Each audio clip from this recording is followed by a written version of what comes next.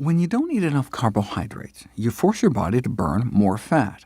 However, this rise in fat burning is often misconstrued as a greater rate of net fat mass reduction on the body.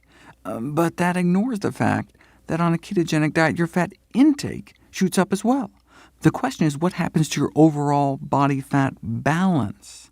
You can't empty a tub by widening the drain if you're cranking up the faucet at the same time. Low-carb advocates had a theory, though, the so-called carbohydrate insulin model of obesity. Proponents of low-carb diets, whether a ketogenic diet or more relaxed form of carbohydrate restriction, suggested that the decreased insulin secretion would lead to less fat storage, and so even if you were eating more fat, less of it would stick to your frame. So we'd be burning more and storing less, the perfect combination for fat loss, or so the theory went. To their credit, instead of just speculating about it, they decided to put it to the test. Gary Taubes formed the Nutrition Science Initiative to sponsor research to validate the carbohydrate insulin model. He's the journalist who wrote the controversial 2002 New York Times Magazine piece, "What If It's All Been a Big Fat Lie?", which attempted to turn nutrition dogma on its head by arguing in favor of the Atkins diet, with its bunless bacon cheeseburgers based on the carbohydrate insulin model. Much of Nina Teicholz's book, The Big Fat Surprise, is simply recycled from Taubes' earlier work. In response, some of the very researchers Taubes cited to support his thesis accused him of twisting their words. "The article was incredibly misleading," one said. "I was horrified." "He took this weird little idea and blew it up, and people believed him," said another. "What a disaster." It doesn't matter what people say, though. All that matters is the science. Taubes attracted $40 million in committed funding for his Nutrition Science Initiative to prove to the world you could lose more body fat on a ketogenic diet. They contracted noted NIH researcher Kevin Hall to perform the study. 17 overweight men were effectively locked in what's called a metabolic ward for 2 months to allow researchers total control over their diets.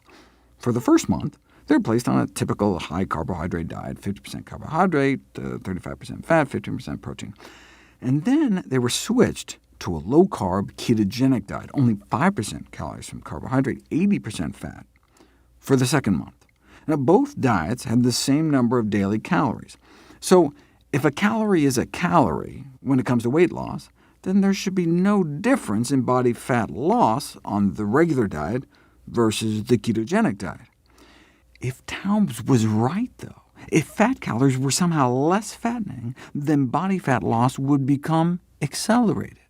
What happened instead, in the very study funded by the Nutrition Science Initiative, was that body fat loss slowed upon switching to the ketogenic diet. Wait, why do people think the keto diet works if it's actually slowing fat loss? Well, if you just looked at the readings on their bathroom scales, the ketogenic diet would seem like a smashing success. They went from losing less than a pound a week on the regular diet in the 2 weeks before they switched, to losing 3.5 pounds within 7 days after the switch to the ketogenic diet. But what was happening inside their bodies told a totally different story. Their rate of body fat loss was slowed by more than half. So most of what they were losing was just water weight. The reason they started burning less fat on a ketogenic diet was presumed to be because without the preferred fuel, carbohydrates, their body started burning more of its own protein. And that's exactly what happened. Switching to a ketogenic diet made them lose less fat mass and more fat-free mass. They lost more lean mass.